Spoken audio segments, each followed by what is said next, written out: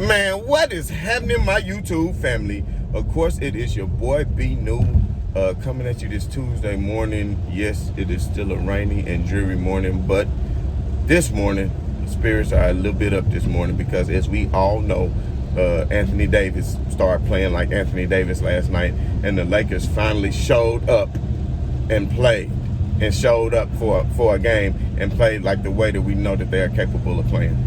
And in my video yesterday, I did say that hopefully the Lakers have been playing down to their level of competition, which was no disrespect to Toronto nor to Sacramento, because both of them have been playing good ball as of late and pulling off victories, just like Sacramento beat Dallas the other day, as I alluded to. But also, I've seen teams do that, so I figured that this was going to be a close matchup last night, and that the Lakers would rally around LeBron James, knowing that he could be potentially still sore and just sitting out and having some rest, and this was a key matchup. And great thing happened also last night, which I get more into the game here in just a minute, but a great thing happened last night. As we all know, the Portland Trail Blazers, took an L last night to the Atlanta Hawks. Now, usually I'm not the one who sit around and pray for somebody's downfall, you understand? But that was, I definitely became a fan of the Atlanta Hawks on yesterday, knowing that they could take care of Portland on the road, and Portland being on the road to Atlanta, and Atlanta took care of business. And with that being said, with Portland losing and the Lakers actually winning, that put them up to the 5 spots currently, which would put them in a first-round matchup with Denver, which is what I actually think they want, even though I don't like them going up to take a part of that thin mountain air, because this is most certainly not the bubble, and Denver will actually have, some sort of home court advantage. But at the end of the day, the NBA, as I said so many times, is all about matchups, and the Lakers match up pretty good with Denver all the way around, especially with Denver lacking Jamal Murray at this point. And the Lakers to come away with that victory last night without having LeBron James and having Dennis Schroeder, to me, was an impressive win.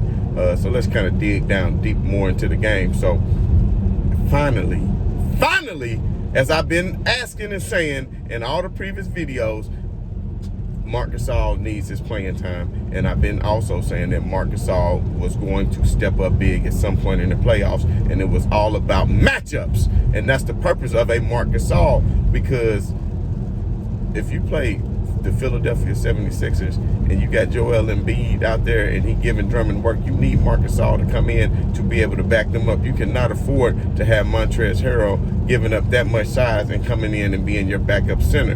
Unfortunately, Frank Vogel still has not played Marc Gasol and Montrezl Harrell together, which is not rocket science. I still don't know why he has not paired them together. But Marc Gasol came in and handled his business last night. So if any of y'all that's listening to this and don't believe what I've been saying about Marc Gasol, hopefully yesterday changed your mind, because if you notice, the Lakers were up by 12 or 13 with like 7 or 8 minutes left in the game, and they built this lead the whole time when Marc Gasol was in the game, because as we all know, Marc Gasol was plus 17 last night. Andre Drummond was minus 11. Now, this is no dig at Andre Drummond, but at the end of the day, to be quite honest, I would not just pay Andre Drummond the amount of money that he may want in the offseason. That's a conversation for another time, but you got Marc Gasol for relatively cheap right now.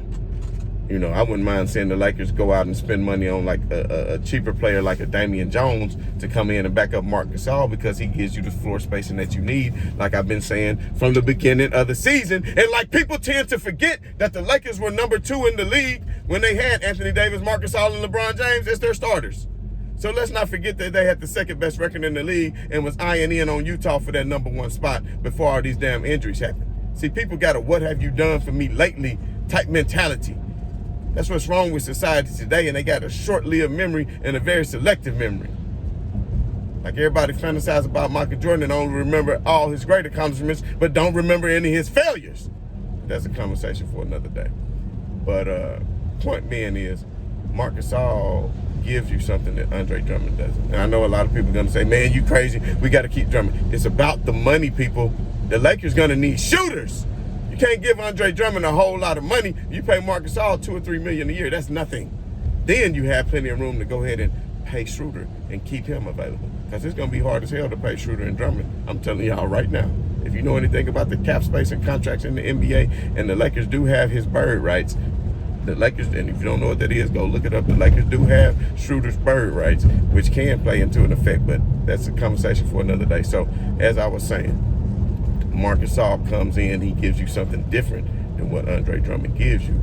Marc Gasol sets high screens. As you can see, he was directing traffic, telling people when to clear out, because his basketball IQ, I'm telling you all, I watched Marc Gasol for a decade with the Memphis Grizzlies, and Marc Gasol is a big reason why the Memphis Grizzlies was one of the only teams behind San Antonio who had the longest playoff streak in the NBA of like 9 or 10 years in a row of making it to the playoffs. Although they kept running into that great San Antonio team that they couldn't get past, because you got to realize that Tim Duncan and Ginobili and Parker and Kawhi Leonard, Patty Mills, I mean, it was great teams, but let me not get off subject. The point being is, Marc Gasol I know he's lost a step. He's not fast as he used to be, but that was never his style. That was never his style. And Marc just really started shooting threes 2 or 3 years ago. His range was never that far out. So for him to be able to change his game so he can make his career longer in the NBA is something that's very good. That shows you how great of a player he is to be able to do so. But he was directing traffic, clearing out floor space, basically being the floor general as the center. So I was wondering, you know, when JaVale McGee came in and was and Montrezl Harrell, and I'm thinking, okay, there was some plays where Montrezl was like the Geronimo and he was showing energy and was getting the ball away from JaVale McGee. He might have fought for a rebound here or there. Don't get me wrong. I'm not saying I don't got love for Trez and don't want to see Trez play. That's the problem with Vogel. He think if Gasol play, Trez can't play. So finally last night, both of them played. And thank God Andre Drummond got into foul trouble. As sad as that sounds, thank God that he got into foul trouble, because once he got the 4 fouls, it's when Marc Gasol came in. And when Marc Gasol came in, that's when you could see a lot of things change. So, like I said, not only was he directing traffic, he had a great assist up the court on a pill out. I mean, a great assist over the whole head of the defense. This is like a LeBron James pass where Marc Gasol, like, you know how Marquise Morris can't pass, and, you know, I think KCP even threw a pass up into the 10th row, if you remember that. Marc Gasol can put it on the money for a center. He had passes that was behind the back that you might didn't notice. It didn't turn into assists, but he's a great passer for a big man, and he has a high IQ, and he's capable of spreading the floor. So once Marc Gasol was inserted into the game, it gives you floor spacing. And when him playing out, and that's why I like Doris Burke, because she actually know how to analyze the game. Doris Burke, she's pretty good. So anyway, it gives you the floor spacing. With Marc playing high in the perimeter, that gives people like Anthony Davis the room to operate down in the paint, because it's not clogged up. That gives you room to operate in the paint. You understand what I'm saying? And it also gives people that's driving to the paint room to get in and make layups. Especially, I won't say uncontested, but if they can beat their man, then you're looking for weak side help, because the center has been drawn out to play their defense on their position. And if Marc Gasol is on the perimeter, then that's going to suck Jokic out of the middle. And speaking of Jokic is probably the prohibited favorite to be an MVP. They had been 9-1 over the previous 10 games coming into that night. So that lets you know how great Anthony Davis and Marc Gasol played last night. Marc Gasol hit 3 threes. He hit 3 threes, hit a couple, one from the corner, a couple from the top of the key. He was 3 out of 4 from three-point land. So he coming in not even knowing if he will play, but he stays ready. That's the thing. Everybody has to stay ready. And I'm just hoping that has earned him some more playing time. But I'm also just hoping that Frank Vogel isn't going to be such the idiot that he is and think that because Marc Gasol gets the playing time, now that Montrezl Harrell is not going to get any playing time. When it's not rocket science, if you start Dre and AD as your starters, then bring in Trez and Marc as your backup. Damn! That way Trash can clean up the glass because Marc gonna draw the defender out the paint, you dummy. Damn. It ain't rocket science. I be so mad, like how you getting all these zeros and these M's in your bank account because you supposedly can coach. I'm gonna have to get some background on this dude. Who is he? Oh, he's a great defensive mind. Man, you coaching LeBron James. Hell, that's how you got a ring. LeBron got you that ring. LeBron and these damn coaches, he done had to deal with his whole career. And then anybody who say, oh, I'm blaming the coach now and all this shit in the comments, if you ain't a part of this channel and know that I've been screaming this all year about his rotations. Since the beginning of the season, I've been preaching this. That Frank Vogel does not know how to rotate his players properly. And just like the other night when the Lakers took an L, how the hell did LeBron James only play with Ben McLemore for 2 minutes? You sit LeBron at the 6-minute mark in the first quarter and then let AD finish out the quarter. Then when you bring LeBron James back, AD sit down, and then LeBron James and AD only played together for the first 7 minutes of the game and the last 2 minutes of the first 7 minutes of the first quarter and the last 2 minutes of the second quarter. So out of a total of 24 minutes of the first half, they play together like 9 minutes. Come on now. But yet both of them played about 15 or 16 minutes. I understand you got to stagger them, but damn, Frank Vogel, let's get these boys playing together. And at least if you're going to have a matchup with LeBron, put him out there with McLemore, because LeBron's best thing is kicking it to open shooters, drawing attention. And then when you got a player like McLemore who can knock it down, then put him out there. And speaking of knockdown shooters, Wesley Matthews, y'all, actually showed up last night and was 2 for 2 from three-point land. I mean, I guess by him not playing and just been riding that pine for so long, he finally decided to step up. And it was a high-pressure game, so he did a good job by hitting the threes. And one thing I do miss about Wesley Matthews is his defensive tenacity. And speaking of defensive tenacity, the Los Angeles Lakers played hella defense last night. They was flying around the ball, and they held the high-flying Denver Nuggets to only 89 points last night. And that was a damn good job. So if the Lakers so happen to match up with Denver in the first round, I'm highly confident. I'm highly confident that they'll be able to take care of business. Now, like I said, the NBA is all about matchups. So everybody needs to realize that this Portland game, just because they came out and beat Denver, you cannot expect for them to come around and beat Portland, because the NBA is all about matchups. So especially with Dennis Schroeder being out, and you talking about a backcourt of CJ McCullough and a backcourt of Damian Lillard with no Schroeder, and you talking about Caruso. But big props to Caruso for ball distributing, for being able to make plays for others last night and come in and play point guard knowing that's not his natural position. I want to give props out to him, and always hustle, always get the floor burns from diving on the ball. I mean, he had like 3 different plays where he dove on the floor to get the ball, and that show you that he want it, and he not just doing it for the money. He doing it. He doing it for that legacy. He want another ring on his finger. He want to be part of a key championship team where somebody might look back 10 years from now and say, you know what, the Lakers, they had a hell of a run, but you know what, man, that was a key contributor right there, that Caruso. You understand what I'm saying? Even time I look back at the 1989 and 1990 Pistons, I always say, you know what, Vinnie Johnson used to come in, they called him the microwave, he'd come in and get it cooking. And that's why I hate when people give all these accomplishments for teams and say, oh, Jordan 6-0. Listen, don't forget that 2 of Jordan rings was walk-off shots hit by other players. Let's not forget Paxson hit the walk-off shot against Phoenix in Game 6, and everybody Jordan said, well, it's a Game 7. I've never seen a Game 7. And you see all these dumbass memes. Well, it would have been a Game 7 in the finals for Jordan if Paxson doesn't hit that shot.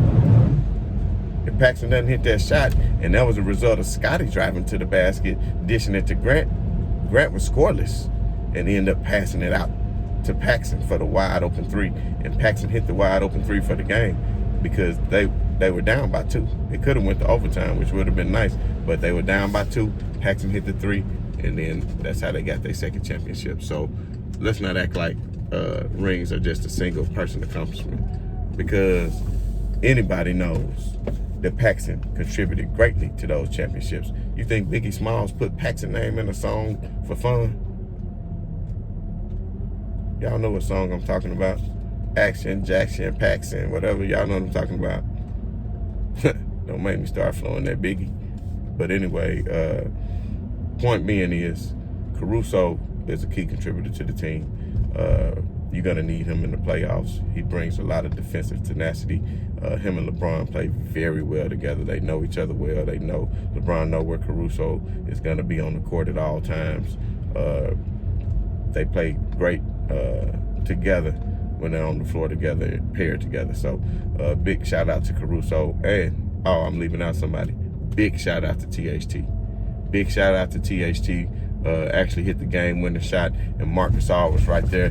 Johnny on the spot, who had his body on Jokic to keep Jokic occupied for THT after he missed the initial shot, so Marc could keep him occupied and tap it over to THT, who went up for the reverse layup for the win. And that's something I got to give props to, because THT could have easily dribbled after he missed. The Lakers were up by 2. He easily could have dribbled out, tried to get the foul, and tried to run out the clock or whatever, but he was confident in the shot, went back up and put the Lakers up by 4, which is excellent, because even if Denver had hit the 3 and Anthony Davis didn't block the shot, it still would have been difficult for them to win the game, because the Lakers would have had a chance. It would only been like 1 or 2 seconds left, and they would have had to foul LA. So at the end of the day, great win by the Lakers.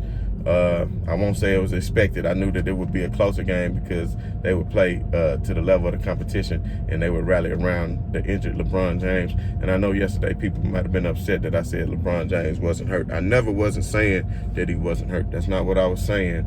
I was just saying he could have continued.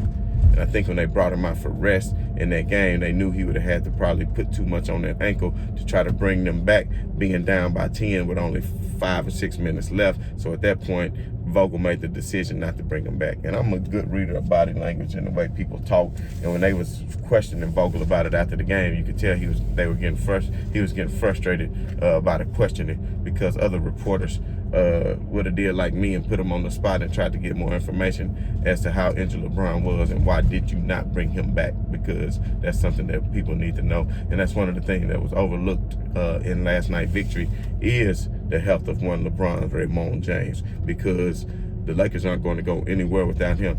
But it's making me wonder now, will LeBron go ahead and sit this game out against Portland, considering how they made some room for themselves. I want to say Dallas got Atlanta coming up, so they may take an L too. So it might all depend on what happens. Today is what, Tuesday? The Lakers don't play until Thursday. I have to take a look at the schedule. I told y'all I was supposed to do that, but I haven't had a chance to, just to see, because if the Lakers feel like they get a game and a half, 2-game cushion on Portland and Dallas to be in that 5th spot, then I'm assuming that LeBron James may sit another game to get him a complete week off to rest that ankle back up. And one thing about an ankle is it's not like a tissue strain. It's not like a hamstring like what Harden is dealing with or what KD was dealing with, something that you can re-pull and re-aggravate. I mean, you can make it sore again, but that's just something you have to deal with. But it's not like a break or a tear or, you understand what I'm saying? But I'm no doctor. But I'm not too concerned about LeBron James. They can tape it up, give him some pain medication. I do think he does need to be at 100% in order for, not 100%, but at least 80 to 85% in order for them to win. But one thing that I did not touch on, y'all, is Anthony Davis. They kept stretching that calf out last night, and I tried to watch the post-game interview. They were stretching that calf and that heel out a few times, because I know he was really exerting a lot of energy coming out playing like the old AD. Now, that does kind of concern me, but he never mentioned it in any post-game presser, and I'm surprised that none of the media asked him about that. Maybe the local media who was there had noticed and weren't watching the national broadcast game, but just watching it locally, and maybe they did not see that Anthony Davis was over there continually getting treatment to that ankle and to that calf. So at the end of the day, like I said, it was a great win by the Lakers. They did what they needed to do. We could talk about all these other teams, but at this point, we're not really concerned, because we know what the Lakers have to do. So, as always, this has been your boy B New. I'm saying right on to the real. I'm saying much love to the haters. And as always, I'm about.